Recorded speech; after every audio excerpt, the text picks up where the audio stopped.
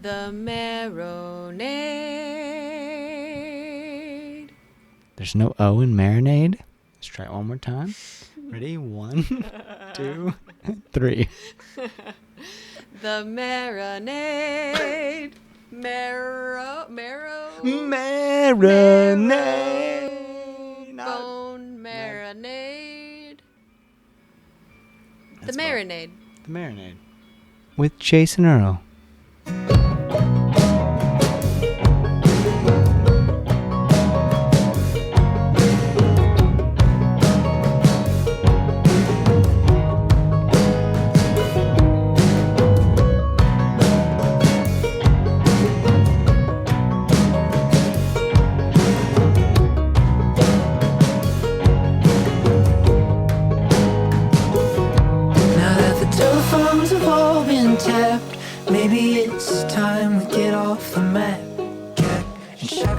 Welcome to The Marinade with Jason Earle, a free-flowing conversation about the creative process with creative people. This is episode 100, and our guest is Ryan Anderson. Ryan is the lead singer and principal songwriter for the band Bendigo Fletcher, whose latest record, Fits of Laughter, is one of our absolute favorites of the year. This episode is the third in our Americanafest 2021 series. I was fortunate to travel to Nashville, Tennessee for a weekend in September, where I got to spend time with wonderful creatives and saw outstanding sets from Bendigo Fletcher, Earle, Lee Tasjan, Van Plating, Tre Burt, Great Peacock, Matthew Fowler, and so many more. If you ever have a chance to go to Americanafest, y'all do it. The folks whose music you love are not only playing sets all over town, but also just mingling in the crowd. And to a person, the people I got to meet and hang out with were just a pure delight. This conversation with Ryan was at the Airbnb where I was staying.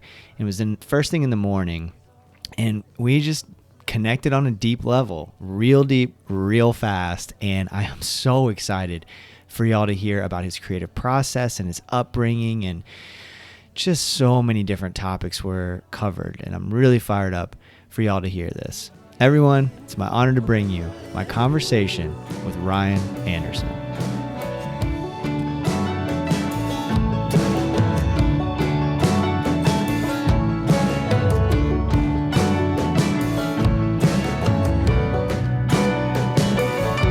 Now that the buckets have all been filled, we'll eat a couple caps up on the hillside. True blue in your childlike wonder. Watch the light show. Bananas, peaches. Perfect. All right, and we're rolling with Ryan. Cool. Thanks for doing this, man. Thanks, Jason, for having me. This is so great. I really appreciate you. We're at Americanafest, and you played last night, and I didn't get in town in time to get my credentials, so I didn't get to see you. I know. I'm going to come to the Commonwealth of Kentucky party.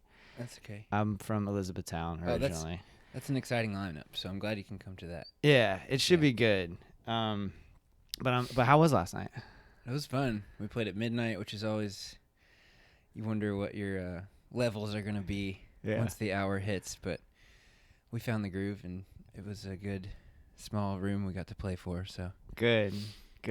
It's my first Americanafest, and so I'm trying to get a lay of the land and like figure out what's going on. So I'm hoping to pace myself and make it to some of those later shows. There's some cool stuff going on later. Yeah, Hopefully I'll make it. there are people who love music out there. That's for sure. I've heard from a few of the festival curators like, man, this isn't quite what it usually is, given the COVID situation that we're recovering.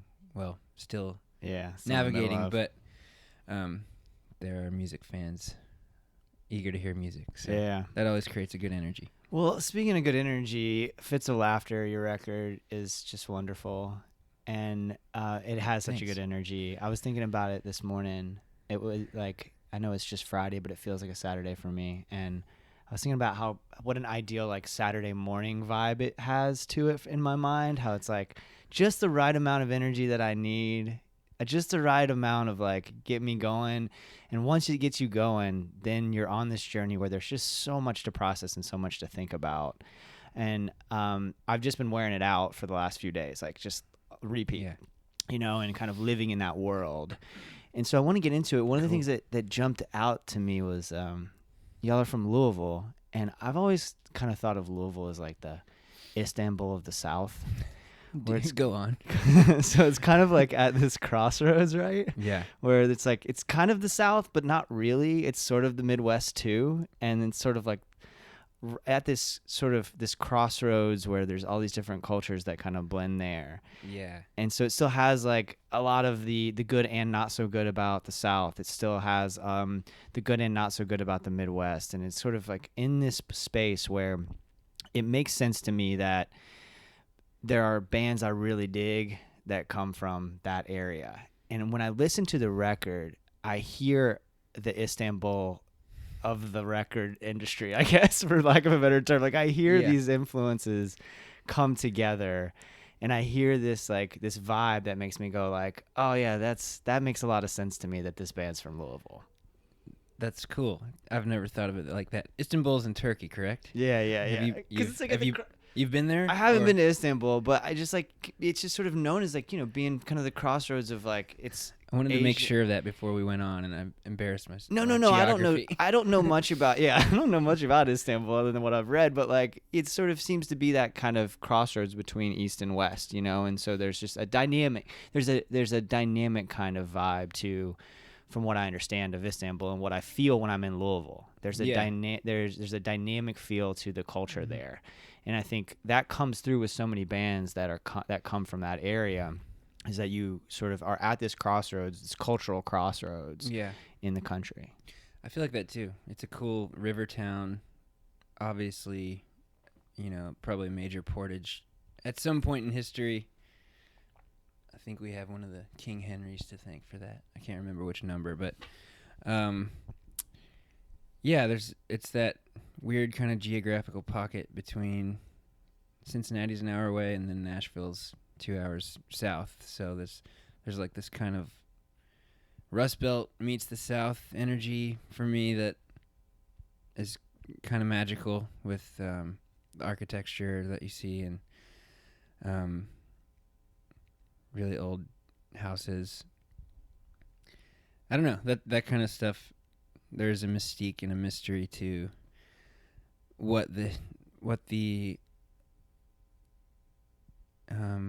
historical relevance is in Louisville, and what kind of character that it emits, I guess. I don't know. You see, it's hard to put into words. Yeah. Well, it certainly is, and I mean, putting any music into words is difficult, and the influences on that music. And that's why I started a podcast about it. Yeah. To torture artists about their. Well, and to your point process. let's honing in back on music. There are lots of influences. Clearly, My Morning Jacket is a huge influence and sort of a point of pride, at least for me, being from Louisville. And yeah, you can't really put them into a category either. It's just kind of. For me, it's like mostly spiritual. Yeah. That kind of energy versus like a genre or consistent type of style. It's more just like there's a special energy to Kentucky and to Louisville, and the sounds coming out of it are usually pretty different when put up next to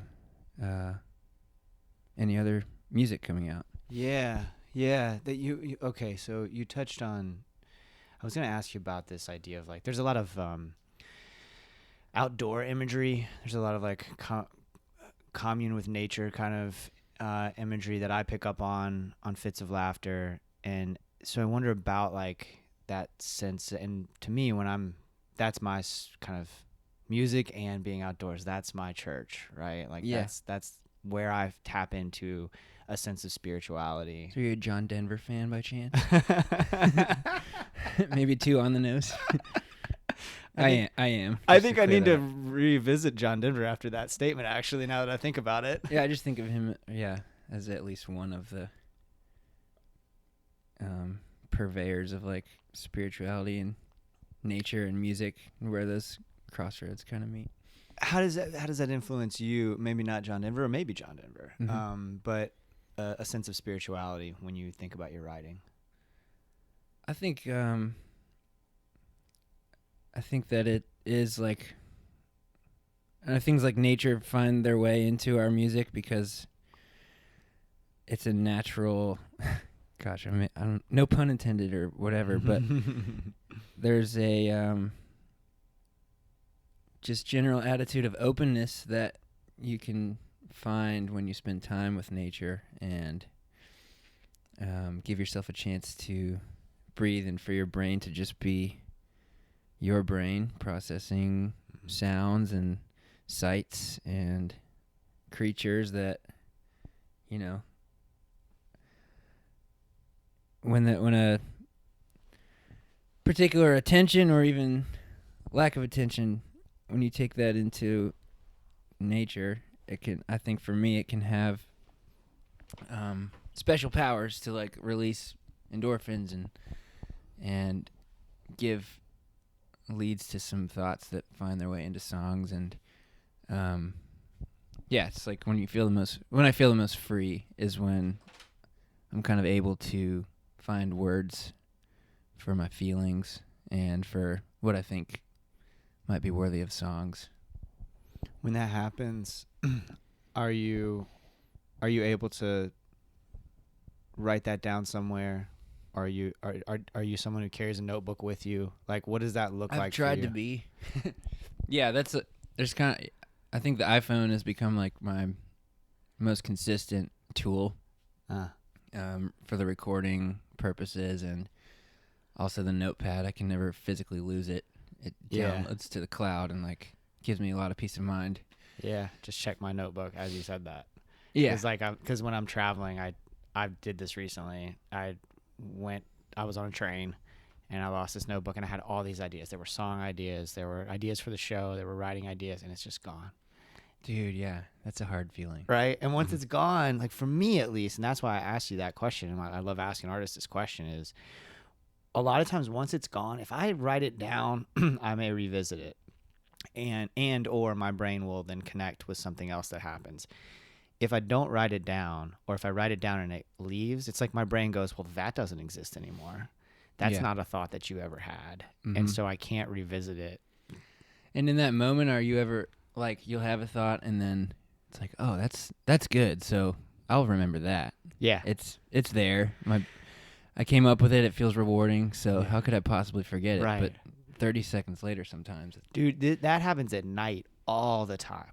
Yeah. That's where the discipline, it becomes like a discipline thing to write things down. I think that's it. So, okay. So let's get into this then. So like if I'm today, right? Today I'm going to be walking around. I'm going to go see lots of music. I'm going to meet a lot of folks. It's going to be kind of hectic, I imagine. Yeah. Right. But if I haven't, cautious excitement. Yeah. You have. Yeah, exactly. Yeah. Yeah. So, that's very well said. So, but if I'm out and I have an idea, and it's a little different here because there's just creative people everywhere. So everyone understands if you need to stop and write something down or if you need to walk away. I hope. That's what I'm anticipating. Yeah. So, but I will do that. And friends of mine know that, like, if I have an idea, I'm going to stop and write it down, and it's not, I'm not like the classic, I'm not Neil Young, right? First of all. Secondly, I'm not the classic story about him, how he'll just walk away from conversations. Mm.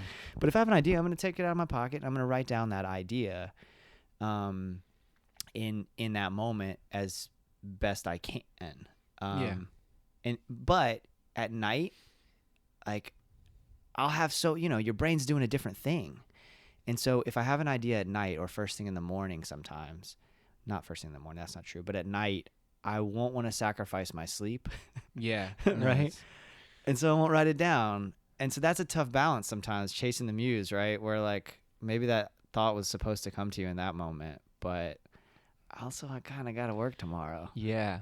And then you're frustrated because you forgot the idea, and then you start losing sleep over what you forgot. Yeah. So yeah, I think I definitely struggle with and have learned a lot. Like you're saying, I'm picking up on some possible, like, maybe you feel like sometimes it's rude to pull out to stop conversation, mm-hmm.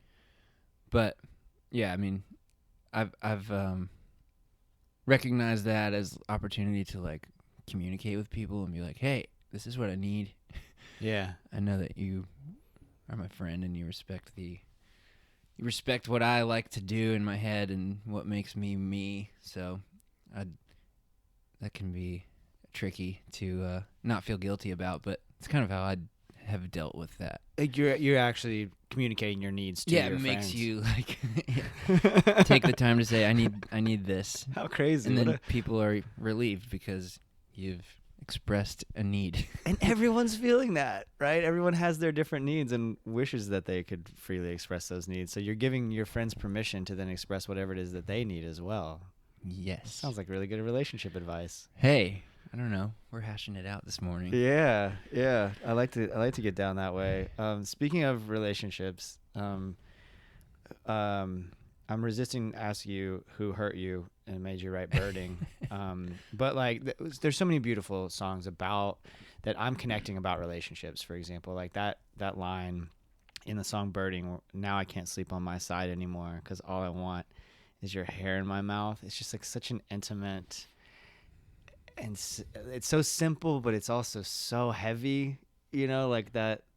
I think everybody can get there in some way, right? Yeah. Like We all sleep with our mouths open. So it's bound to happen. But the intimacy Those of us who don't are vampires and not to be trusted. No offense to our vampire listeners. Don't listen to Ryan. Not at all. It's an invitation for discussion. Please email or feel free to call Jason. marinadepodcast@gmail.com, or you can find me on all our socials. Patreon, extra treatment for vampires on Patreon. You got to get those plugs in there. Yeah. This is a money-making machine anyway, buddy. That's why that's why you're here. Dude, I'm rolling in it. How comfortable are you with a lyric so intimate, or do you think about it as intimate as the way I processed it? I think it was, in hindsight, it was obviously spawned from, an intense feeling of missing someone. Mm-hmm. But that's what music and writing songs kind of frees me up to do in general, is to look back and try to find and feel a sense of humor, or it's fun to sing that now. So it's like this thing where, I don't know, a painful memory and my processing of it and having given attention to that feeling and not avoiding it, writing a song with it, it kind of frees me up to enjoy. Not enjoy, that sounds kind of sadistic, but I guess relish in the full spectrum of life that relationships and their failures offer to us as human beings. Yeah, just celebrating that I mean, that's kind of, I think about process in general. It's kind of celebrating the fact that like all things end, and when they do, avoiding them isn't going to help at all.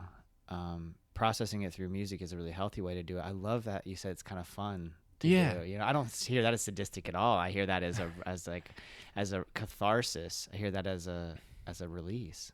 Yeah, and the fact that it connects with you, and you brought it up, it's like even more affirmation that something so bizarre is okay to say in a song, and it can connect. Well, and that's because it's such an uncomfortable feeling having someone else's hair in your mouth, but it's also such a beautiful thing. Right. Depending on what kind of conditioner they use, it can be either very rewarding or not so much. Yeah, I mean, there's just like, there's a beauty to it, but it's also like, I got fucking hair in my mouth right now.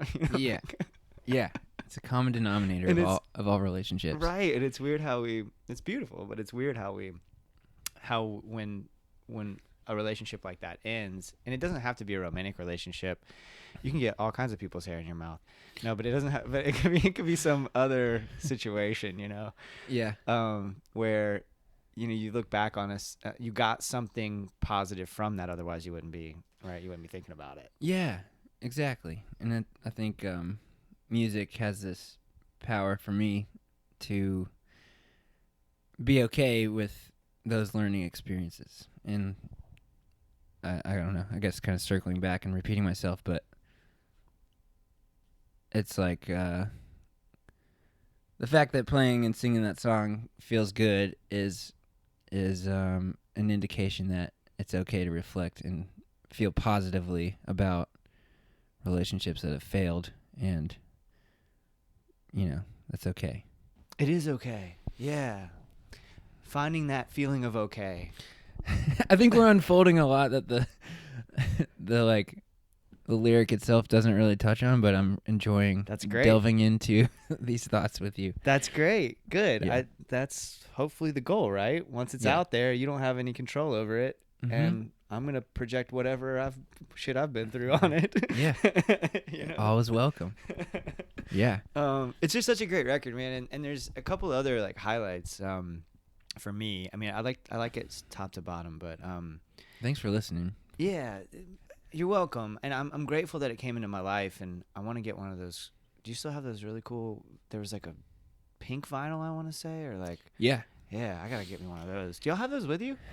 Man. Do you have merch with you? I think vinyl production this past year, you might be Okay. aware, has been Yeah, kind of a slow process for a lot of artists yeah. and companies, but the pink ones are in product. I know that they're a consistent option. Okay, cool. So they'll So it's- arrive like I don't think it's- 2023, August 20. I'll go ahead and order it.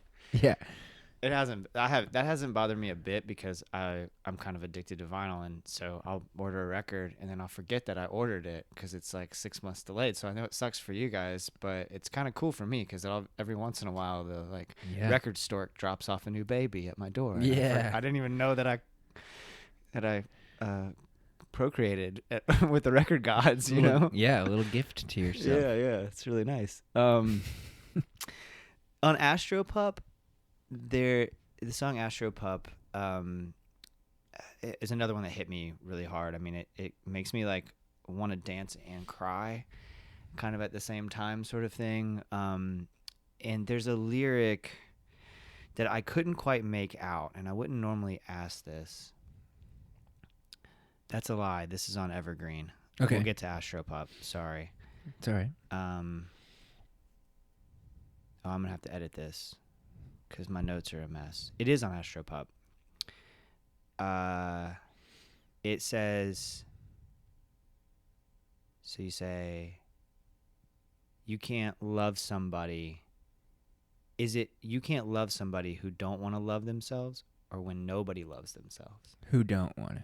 Because the first 5 times I heard it, I heard when nobody loves themselves. Ooh, that's Isn't pretty that, dark. Isn't that? Yeah. Sorry, everybody. No. I got a therapy appointment next week. But yeah, I like my brain did that, and then I listened to it again, and I went, I don't think that's the lyric. I think it's who don't want to love themselves. And Well, so the alternative is, yeah, it's a little haunting, but it can be. We can feel like that sometimes too. yeah. Well, either way, it speaks such truth. You can't love somebody who don't want to love themselves. Hopefully there are people who love themselves and not what I originally interpreted. But that song, one of the things that I like about that song is that it covers a lot of ground thematically and lyrically, but it also covers a lot of ground musically. And I wonder how much when you're making choices about a song like that, you're writing the lyrics. Mm-hmm. Is that where it kind of there's spoken word kind of layered over at the end, and there's just there's a whole lot of stuff going on throughout that song. Yeah. Is that a production decision, or is that something that you heard in your head already, or is that a combination? What does that look like?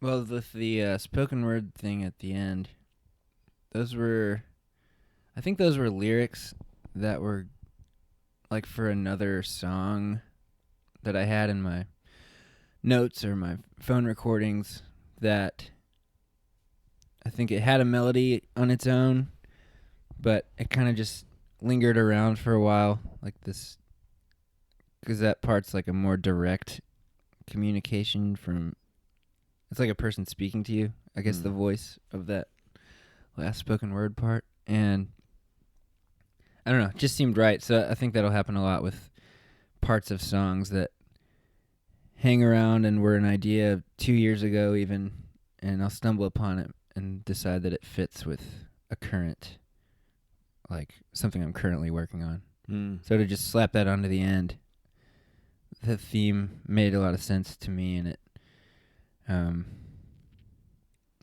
don't know, it kind of grew the song for like the, I don't know, the emotional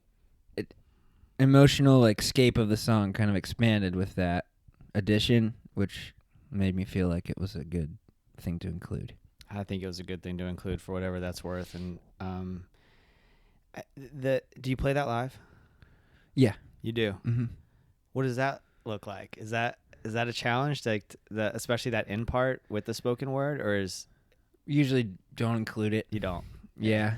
I mean, maybe someday it will be. I don't think live.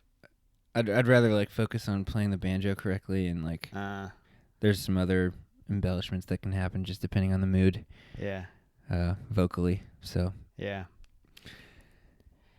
What was Ken Coomer produced the record? What was that like for you? Kind of a heavyweight, a heavyweight musician here, and so like what was that like? What was the process of working with him like? Because if I sorry to interrupt, but if I understand, did you self-produce the first? Yeah. Your earlier work, and then this is the kind of the first time you're really working with a producer, and it's kind of a correct. Yeah. big deal. Yeah.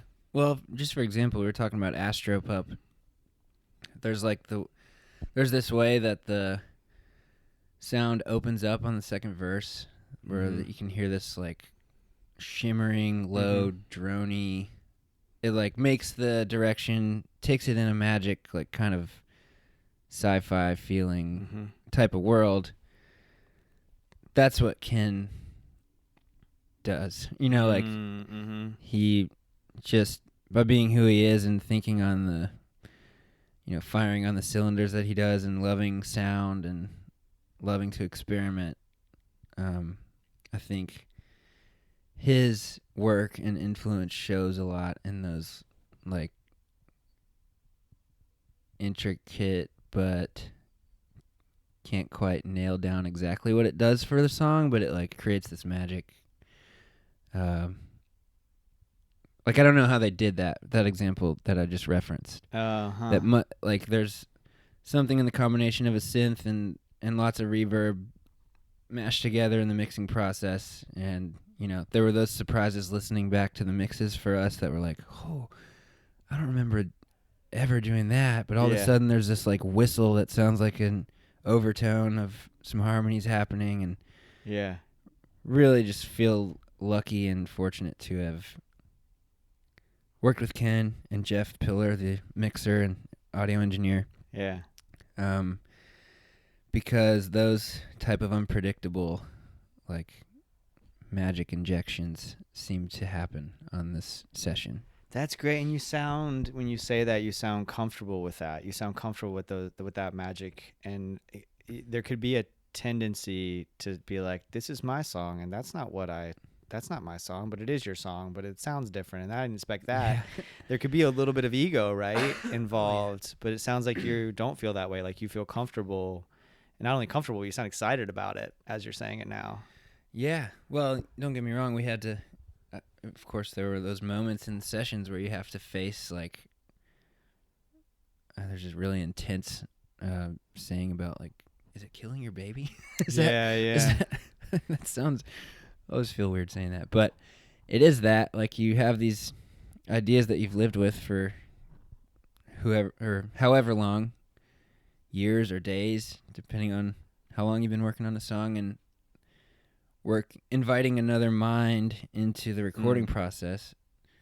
Like it's either go in there completely open or just do it yourself. Like I think it's hard to live in the middle of openness and going into the studio thinking you're going to replicate every demo you've made. Right. Like, there has to be this openness again that you kind of have to commit to. And I've meeting Ken and talking on the phone with him for the first time, it kind of just eased all of those necessary sort of like mindset adjustments that needed to be made for me to work with a producer. It was just easy from the get-go. I think the first phone call we had, we talked about like swimming spots and, bands we loved. We talked about Grizzly Bear a lot and like how they, just, again, with like sounds you can't really describe that happen on records. Like, let's find those moments and try to capture it. That's great. Good. That's really wonderful. I read an interview where you said that you talked about the fact that you almost, did you take the MCAT or you almost took the MCAT? You could say almost, but I think, it was, I think my last like attempt was this biochemistry class that I did not do well in that was like after undergrad. So in hindsight, I was just, wasting money and stalling the reality that was setting in that like I needed to jump off and really spend time making music and trying to pursue that as like at least something to work towards with a greater priority because of how happy it makes me. You make that sound like an easy decision, but it can't have been that easy. Well, after some therapy and like years of processing and it was tough, but honestly, the decision to move on from the idea of med school was never tough. I think that's goes back to the reality of like I was kind of just fooling myself and stalling on responsible like adult decisions that needed to be made for like, no, I see the path kind of laid out for me, and I'm going to disappoint some people.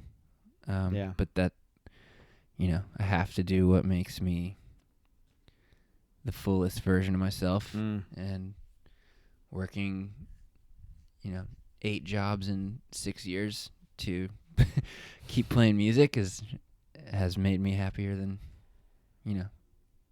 I ever was. Oh, that's so wonderful.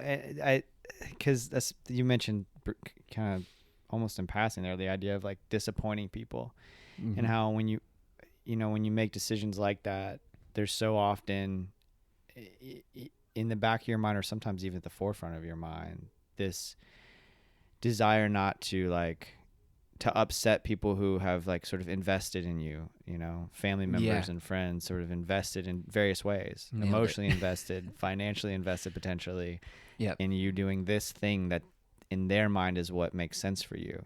And then that's not for me, this is for me.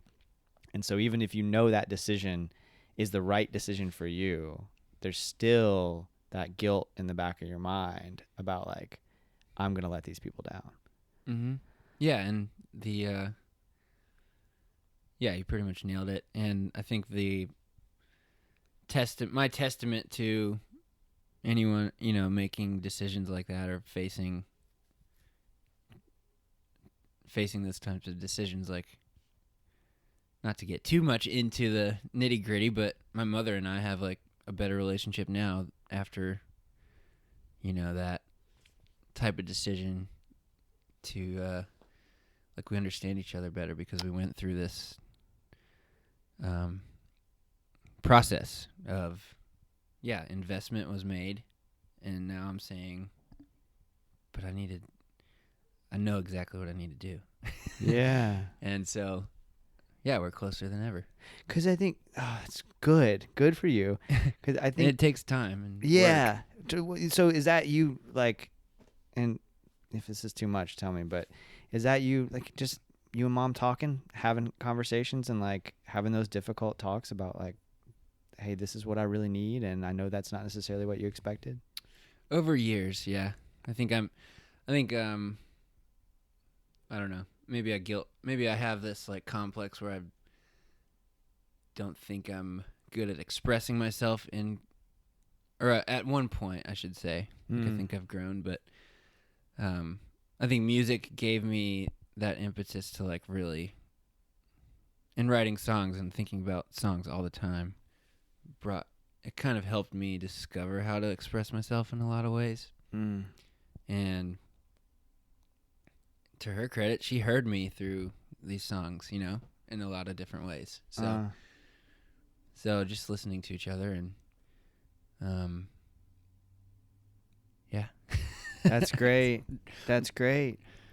Yeah, because also I'm working through my own shit now, but also in Getting deep. Yeah, yeah. This is something I honest. Okay, so I'll just say, I mean, this is something I struggle with my parents. Yeah, you know, is that like I kind of tried to go down the road that was set for me, and my parents were loving, and they invested in various ways, and I'm fortunate in so many ways, but the expectations that not just them, also the culture I grew up in, and you know, my friends and family members, there was an expectation for me, and it was this path over here, and the path that I've chosen is more like here, and the path I really want is probably here, you know.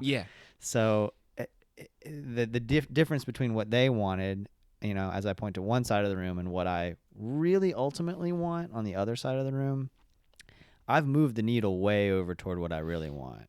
I still hold on to some of the guilt that is wanted over here, and it's just a process. It's like the needle moves this way, and then I have to wrestle it back this way. It's daily. Yeah, it really is. It really is daily work. Yeah, daily opportunities too. And let me ask you too. I may be projecting a little too much, but you know, spending a lot of time now with artists and musicians and similar like-minded people, artistic people. Did you ever feel like, and do you ever feel like it's kind of an uncool thing to talk about, is like these journeys that you go through with, for example, parents? Mm-hmm. I don't know. I feel like for me there was this layer of like, oh, I have all these intense feelings, and I know I'm privileged, and I know I've been very blessed, and these are the things that are going to define my internal, like my darkest internal struggles. Mm-hmm.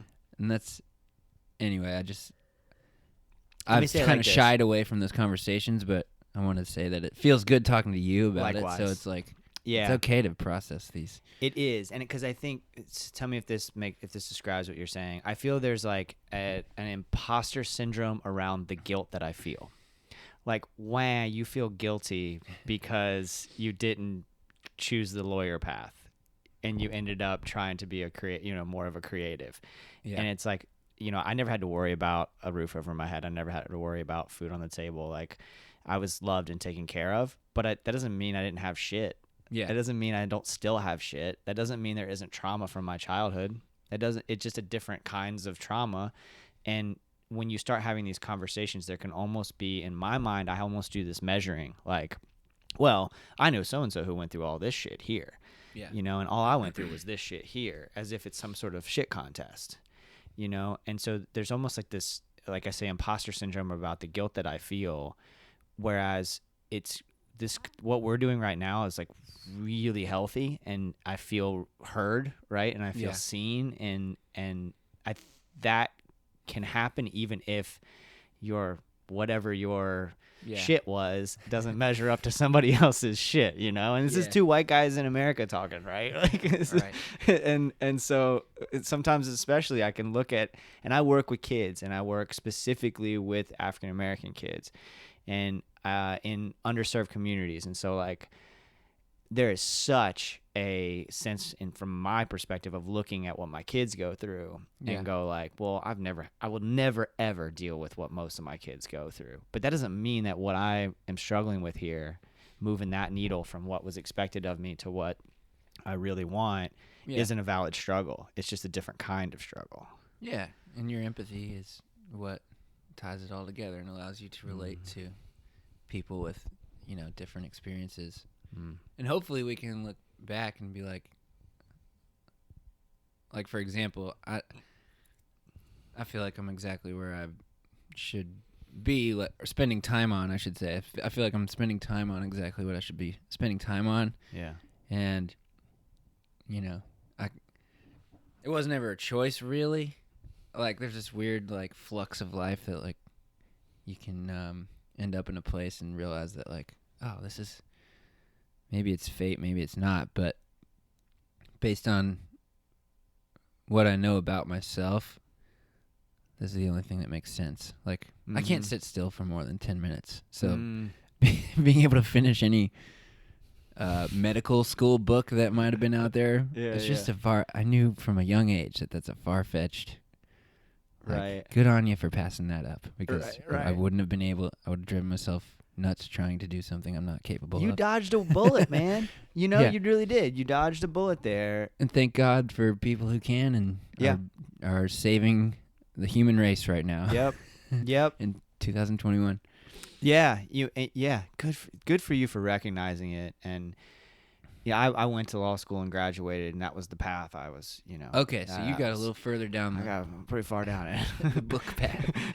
I did, yeah. Well, congratulations. I mean, that's still Thanks. something to be. Thanks. It's an Yeah. accomplishment. Yeah, it is. It's if you're hard. not practicing. Yeah, no, it's really, really hard, and I did it. And Yeah. I did it after like failing out of undergrad and then going back to school and getting my shit together and making dean's lists and all that, so like that's pretty cool. Perseverance. Yeah. I don't give up. It's a strength and a curse sometimes. Like my partner would say I'm stubborn, but I just think I'm headstrong, right? Yeah, you got beliefs. And Yeah. You want to make them known. Yeah. I just don't quit on things, but ultimately, sometimes quitting is the courageous thing to do. Sometimes quitting is the thing that you should be doing for yourself. And I'm not saying I should have quit law school, but that's a great point. yeah, sometimes that's the hard thing. When did that click? Like the idea of, you hear it growing up. If you do sports, if you do piano lessons, it's like, don't quit. Yeah. And I have friends. I have friends recently who told me a story about like quitting piano lessons after 2 weeks because it just wasn't happening. And their parents were cool with it, and like, obviously, when you know that something isn't clicking for you. But I think, just recently, in recent years, the idea of like this cultural kind of pressure to stick with something. I don't even know what that is. I think it's probably from some like motivational book made in the 60s or. Yeah, I wonder how much, without getting too in the weeds about economics and stuff, I wonder how much of that is capitalism driving things. There you go.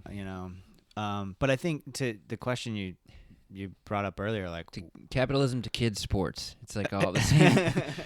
It can be the same mentality if you're not careful. Right, but it's a whole nother podcast.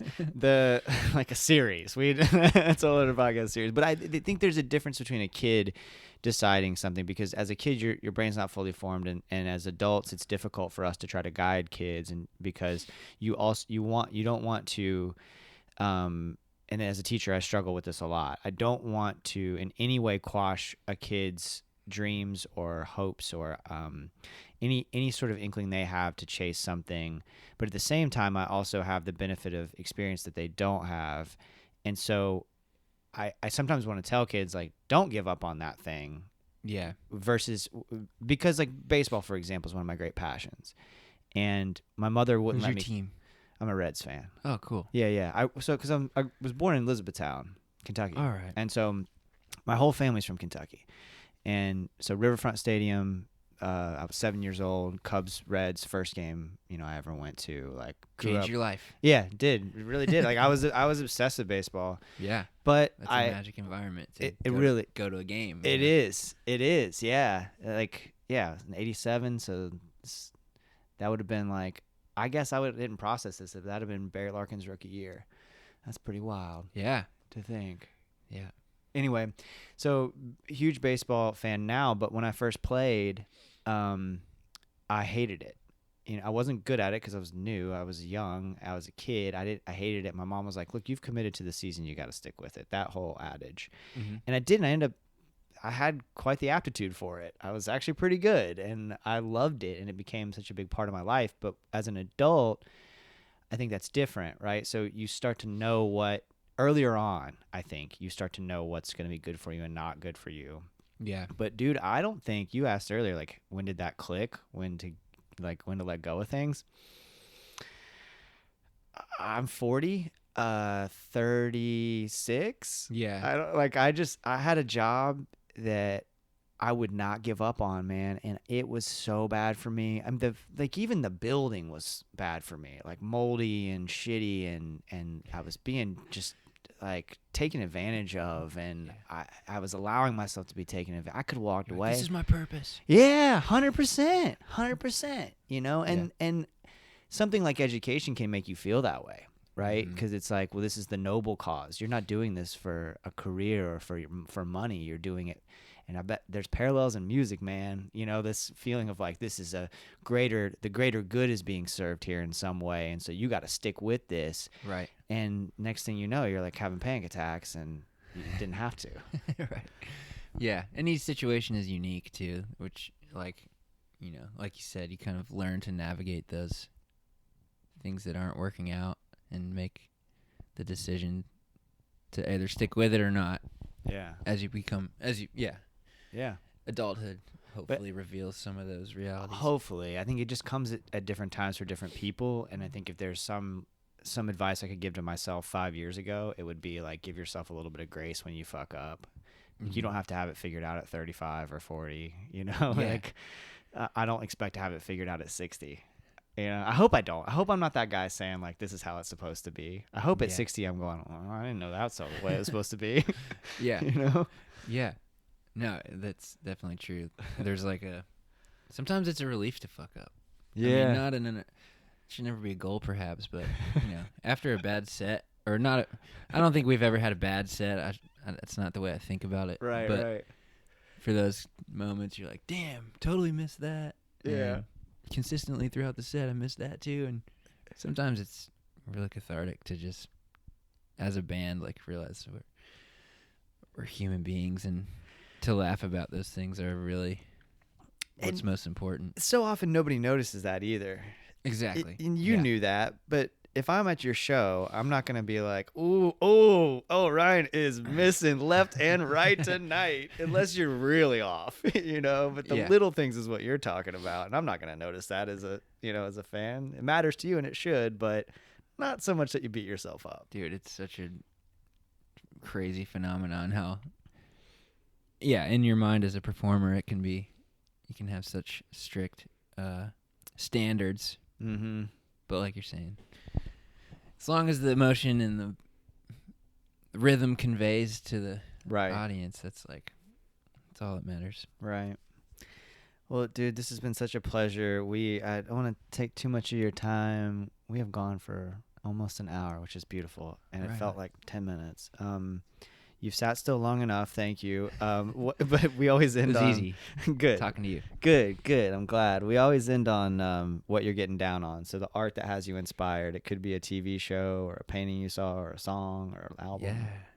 Oh, man. Right now I'm on season 2 of the Wu-Tang saga. Mm-hmm. And season 1 was it kind of drew me. I had heard Wu-Tang growing up. Sure. I had a friend whose older brother was like die hard. And so I'd hear it and be kind of like, it's kind of a dark twist on whatever. I'm not going to try to analyze Wu-Tang's music on your podcast, but I mean, you can if you it's want. like darker I love than the Wu-Tang. stuff you hear on the radio. Yeah.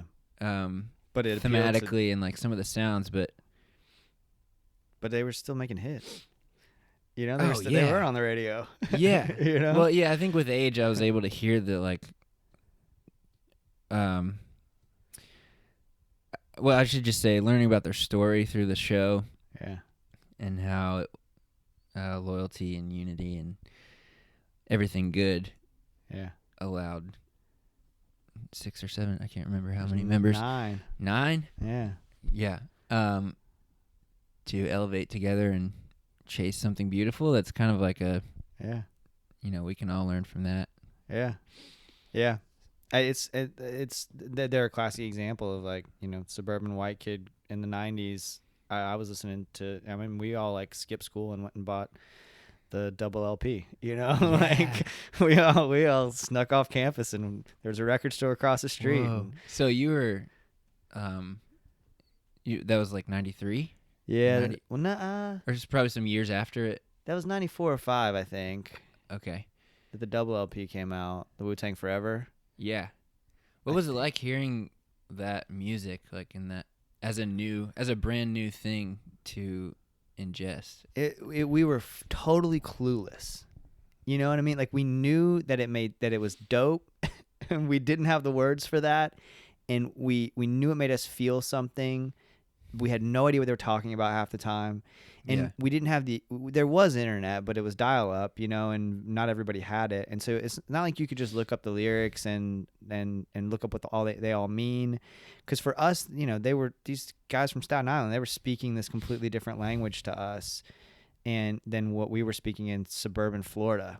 So I think it was wondrous to us. It was like this totally different world that somehow we connected with it, that made us feel something that we hadn't experienced at all. But the universality of it, right, of music is just, and it scared us a little, I think, to be perfectly honest, because we were like, these guys sound fucking tough, you know, and like I don't know anybody like that guy, you know, I don't know anybody like the RZA. Like he's really smart, but he also sounds like he could kill me, you know, but I don't know that that's true. I'm just saying this is what my suburban white brain was hearing, you know, in that moment. But it was just like nothing we'd ever heard. We didn't know what the fuck was going on. And we were like, I don't know what this is, but I love it, is kind of how that feeling was.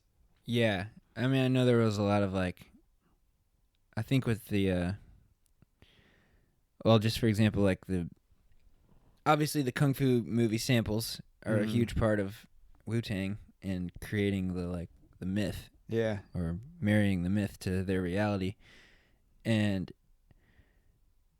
that kind of gave birth to since then I've chased a lot of music with creative sampling, and like it's kind of opened my world to bands like Boards of Canada and other electronic music that can evoke a lot of emotion with the use of, you know, a sound sample from a home video or from something else. Like, that's become a really fun, like, that's interesting thing to realize with making music, and where that kind of thing can fit in and when it makes sense. It's like, it's really fun to think about for me. That's cool. Like to the point where you think it might find its way into a record of yours, or possibly, yeah. I mean, whatever happens naturally, but I think, it's like a new tool that I'm excited about. We're thinking about getting one of those Roland like 404 SP. They're like these little huge calculator things that you can trigger samples from. And we have some sounds on the record. We're not really sure how we're going to create yet. So I just gave away how we might try to do that. I love it. Exclusive. Yeah. Oh, man. Dude, this is so much fun. Thank you for getting up after a late night set and being so present and sharing so much. This was a blast. This is a cathartic conversation. Yes, I feel so good. I'm ready for the day. Good. Me too.